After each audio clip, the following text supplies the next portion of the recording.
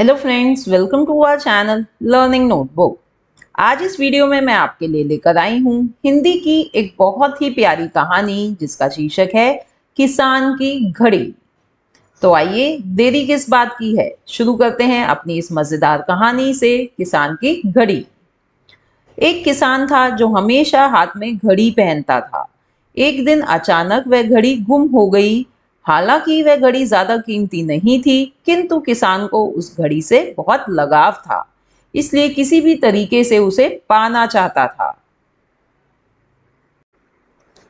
तो एक बारी की बात है, ये एक किसान था जो हमेशा हाथ में घड़ी पहनता था। देखिए, जैसे इसने हाथ में घड़ी पहनी हुई है, वो हमेशा अपने हाथ में घड़ी पहने रखता था। एक दिन अचानक से उसकी ये जो घड़ी है वो कहीं खो गई। ओके, तो वो बहुत परेशान हो गया। जबकि ये घड़ी उसकी जो थी वो महंगी नहीं थी, वो कीमती नहीं थी, बट उसको इस घड़ी से बहुत लगाव था। क्यों? आइए पढ़ते हैं। उसे वह घड़ी उसकी माँ ने दी थी। उसको इस घड़ी से बहुत लगाव था क्योंकि उसको ये घड़ी उसकी माँ ने दी थी, इसलिए वो इस खोई हुई घड़ी को वापस पाना चाहता था, उसे वह ढूंढना चाहता था। वह किसान काफी देर से घड़ी खोजने की कोशिश कर रहा था।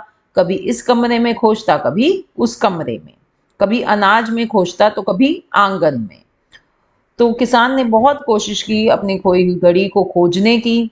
वो कभी किसी कमरे में उसको खोजता, कभी दूसरे कमरे में जाकर उसको ढूंढता, कभी अपने अनाज के ढेर में उसको खोजता तो कभी अपने घर के आंगन में जाकर उसको खोजता। लेकिन अथिक प्रयास के बावजूद उसे घड़ी नहीं मिली।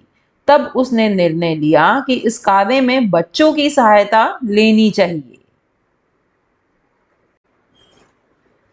पर किसान के अथक प्रयास के बावजूद, यानी कि अथक प्रयास का मतलब है कि उसने बहुत कोशिश कर ली, उसने हार नहीं मानी। जब भी उसको वो घड़ी नहीं मिली तो उसने फैसला लिया, निर्णय लिया कि अब भाई इस काम में तो उसको बच्चों की हेल्प लेनी पड़ेगी। उसने बच्चों को आवाज लगाई और उनसे कहा, बच्चों सुनो, मेरे हाथ की घड़ी कहीं गुम हो गई है। जो कोई भी मेरी घड़ी खोज कर देगा उसे मैं 100 रुपए इनाम दूंगा। तो उसने, जो बच्चे थे, उनको आवाज लगाई और उनको कहा कि भाई मेरे हाथ की घड़ी गुम हो गई है, तो अगर तुम में से कोई भी मेरी घड़ी को ढूंढ कर मुझे देगा तो उसे मैं 100 रुपए इनाम में दूंगा। बस फिर क्या था, सभी बच्चे बड़े उत्साह से घड़ी की खोज में लग गए। वे इधर उधर खोजने लगे। तो किसान की ये बात सुनकर सभी बच्चे बहुत ही उत्साह, बहुत ही जोश में घड़ी को खोजने में लग गए। सब इधर उधर खोजने लगे, जैसे कि हमें यहाँ दिखाई दे रहा है। देखिए, इस चित्र में दर्शाया गया है कि ये जो बच्चे हैं वो सारी जगह खोज रहे हैं। कोई आंगन में ढूंढता तो कोई अंदर कमरे में खोजता। तो देखिए, जैसे कि यहाँ पर कमरे में कैसे खोज रहे हैं, टेबल के नीचे, डब्बों में, अलमारी के नीचे, सब जगह जो है बच्चे लग गए हैं घड़ी को ढूंढने के लिए। कोई अनाज में ढूंढता तो कोई बिखरे कपड़ों में खोजता, लेकिन कई घंटे बीत जाने के बावजूद भी किसी को घड़ी नहीं मिली। सभी निराश होकर बैठ गए, सारे बच्चे हार मान चुके थे। तो कोई बच्चा तो घड़ी को अनाज में ढूंढ रहा था, कोई बिखरे कपड़ों में खोज रहा था, लेकिन बहुत घंटे बीत गए जब भी किसी को घड़ी नहीं मिली। तो सभी बच्चे बहुत ही निराश हो गए और वो बैठ गए। सभी बच्चों ने हार मान ली थी कि भाई अब तो हमें घड़ी मिलेगी ही नहीं। कोई भी बच्चा सफल ना हुआ। अब तो किसान को भी लगने लगा कि घड़ी नहीं मिलने वाली। तभी वहां राजू नाम का एक बालक किसान के पास आया और उसने कहा, काका, मुझे एक और अवसर दीजिए। मैं आपकी घड़ी ढूंढ कर ला सकता हूँ, किंतु मेरी एक शर्त है कि ये काम मैं स्वयं अकेले करना चाहूंगा। तो जब सभी निराश हो गए, यहाँ तक कि किसान को भी लगने लगा था कि अब उसको उसकी प्यारी घड़ी नहीं मिलेगी, वहां पर एक बालक, राजू नाम का एक बालक आया और उसने किसान से कहा कि काका, मुझे एक और मौका दीजिए, अवसर दीजिए, यानी मौका दीजिए। मैं आपकी घड़ी ढूंढ कर ला सकता हूँ, पर मेरी एक शर्त है कि ये काम मैं खुद अकेले ही करूंगा।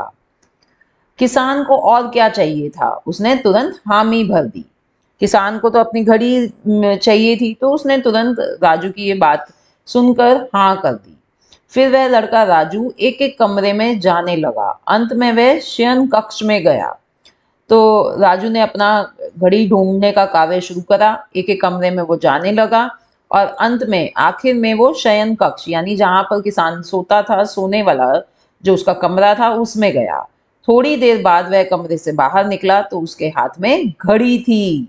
देखिए बच्चों, राजू को घड़ी मिल गई है। ये देखिए राजू कितना खुश है, वो घड़ी ढूंढ लाया है। जिसे देखकर किसान बहुत खुश हुआ और राजू से पूछा, बेटा कहाँ थी ये घड़ी, जबकि हम सब इस घड़ी को ढूंढने में असफल रहे और तुम इसे खोजने में कामयाब हो गए। घड़ी को देखकर किसान बहुत खुश हुआ और उसने राजू से पूछा, बेटा ये घड़ी कहाँ थी, हम सब तो इस घड़ी को ढूंढ ही नहीं पाए, तुम इसे खोजने में कामयाब हो गए। तो किसान को उस घड़ी को देख के बहुत ज्यादा खुशी हुई। इस पर राजू बोला, काका मैंने तो कुछ ज्यादा नहीं किया, हाँ इतना जरूर किया कि मैं जिस भी कमरे में गया वहां चुपचाप होकर बैठ गया और घड़ी की आवाज पर ध्यान देने की कोशिश करने लगा।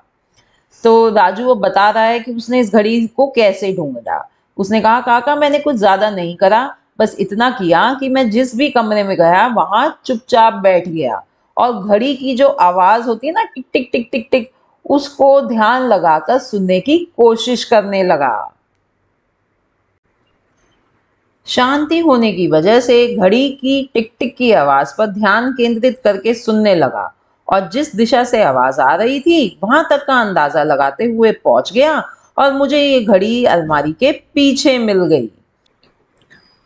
तो जब वो चुपचाप कहीं किसी भी कमरे में जाकर बैठा तो वहां खूब शांति हो गई, जिस वजह से उसको जो घड़ी की टिक टिक की आवाज थी वो सुनाई देने लगी। तो जिस दिशा से वो आवाज आ रही थी उसने वहां तक का अंदाजा लगाया और उसे ये घड़ी कहाँ मिल गई, अलमारी के पीछे मिल गई। तो देखो दोस्तों, राजू ने जो ये प्लान था ये सारी चीजें पहले सोच ली कि उसने घड़ी कैसे खोजनी है, इसीलिए उसने शर्त रखी कि वो अकेले ही घड़ी को ढूंढने जाएगा और उसने बहुत ही समझदारी से ये घड़ी ढूंढी। इस तरह किसान को अपनी खोई हुई घड़ी वापस मिल गई। किसान ने खुश होकर बच्चे को इनाम दिया। किसान भी खुश और राजू भी खुश। तो इस तरह राजू की समझदारी से किसान को अपनी खोई हुई घड़ी वापस मिल गई और उसने राजू को 100 रुपए जो उसने वादा किया था वो इनाम भी दिया। तो इस कहानी से हमें यह सीख मिलती है कि समझदारी और धैर्य से ही हम सफलता प्राप्त कर सकते हैं। तो इस कहानी से दोस्तों हमें यही सीख मिलती है कि अगर हम किसी भी मुसीबत में फंस जाएं तो हमें हमेशा अपनी समझदारी, अपनी बुद्धिमत्ता का इस्तेमाल करना चाहिए और धैर्य से काम लेना चाहिए, यानी पेशेंस से काम लेना चाहिए। देखिए घड़ी को ढूंढते ढूंढते सभी लोग थक चुके थे, कोई भी अब घड़ी को ढूंढने के लिए राजी नहीं था। सब सोच रहे थे कि भाई अब तो घड़ी मिलेगी ही नहीं, बट सिर्फ एक राजू ही था जिसने समझदारी और धैर्य से उस घड़ी को ढूंढ कर दिखाया। उसने अपनी बुद्धिमत्ता का प्रयोग करा। तो इसी तरह से हमें भी अगर सफलता चाहिए किसी भी कार्य में तो अपनी समझदारी और धैर्य से काम लेना आना चाहिए। तो ये थी हमारी कहानी किसान की घड़ी। अगर आपको ये कहानी और वीडियो अच्छी लगी हो तो इसे लाइक करना ना भूलें। Thanks for watching, see in the next video, bye bye.